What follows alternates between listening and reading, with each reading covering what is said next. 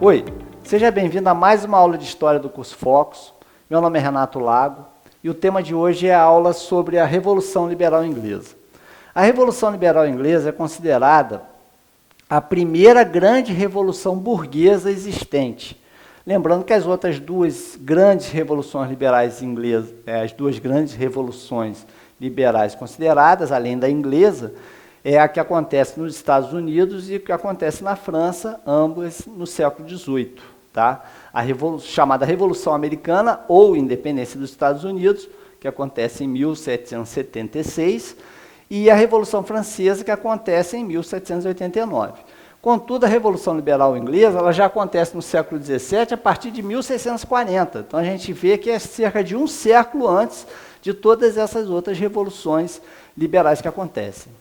A Revolução Liberal Inglesa tem sua origem até a partir de uma mudança de perspectiva econômica, que vai migrar da agricultura para a criação de ovelhas, para gerar lã, para a produção têxtil, que está surgindo na Inglaterra nesse momento.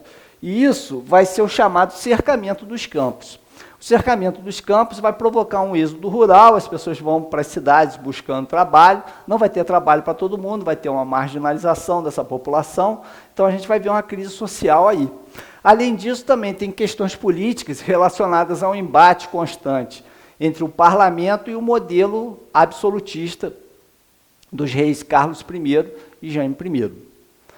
E, além disso, existem as questões religiosas. As questões religiosas são devidas a um embate constante entre católicos e anglicanos e puritanos e presbiterianos. Os puritanos e presbiterianos são protestantes, são calvinistas, que na Inglaterra são chamados de puritanos e na Escócia são chamados de presbiterianos. A Revolução Inglesa ela pode ser dividida em 4 fases, né? Para ficar de uma forma mais sistematizada, ela é dividida em 4 fases com características próprias.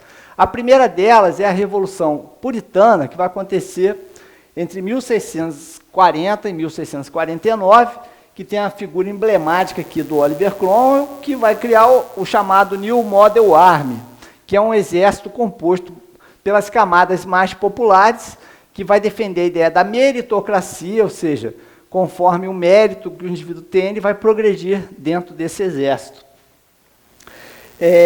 Vai terminar com a decapitação do rei Carlos I e vai surgir a chamada República ou Protetorado de Cromwell, que vai se estender de 1649 a 1648, é uma fase de grande desenvolvimento econômico. O Cromwell é um político extremamente hábil, ele gera o chamado Ato de Navegação ou Atos de Navegação, que é uma lei que defende, que promulga a ideia de que todos os produtos ingleses só podem ser comercializados através de navios ingleses, ou seja, é um exclusivismo de pegar os produtos ingleses apenas em navios ingleses. Isso faz um conflito com a Holanda, porque a Holanda era o principal país comercial nesse momento de produtos ingleses, que transportavam em navios holandeses. Isso vai gerar uma insatisfação com a Holanda, ele vai entrar em guerra com a Holanda, vai vencer a guerra, e isso vai consolidar mais ainda a importância da figura dele. E vai fazer também com que a Inglaterra seja a maior potência naval de sua época. Ele vai se auto-intitular Lorde Protetor, hereditário e vitalício. Contudo, com a sua morte, Ricardo Cromwell, que era seu filho, não resiste às pressões políticas, vai renunciar ao cargo e vai dar origem à terceira fase da Revolução, que é a chamada Revolução Monárquica, que vai acontecer entre 1658 e 1688, que se inicia com a renúncia de Carlos Cromwell, de Ricardo Cromwell, e com a chegada ao poder de Carlos II e Jaime II. É uma fase onde que vão retornar as pressões e as perseguições religiosas, pressões políticas e perseguições religiosas, até que em 1688 vai acontecer a 4ª fase da Revolução, que é a chamada Revolução Gloriosa, que muitas vezes é considerada até como um golpe de Estado do parlamento, porque o parlamento convoca Guilherme de Orange, que estava na Holanda, era casado com a Maria I, que era da dinastia Tudor, filha de Jaime II, e convoca o Guilherme de Orange para entrar na Inglaterra, tomar o trono, desde que ele se comprometesse a assinar um documento que era o Bill of Rights, que era uma declaração de direitos emitido pelo parlamento.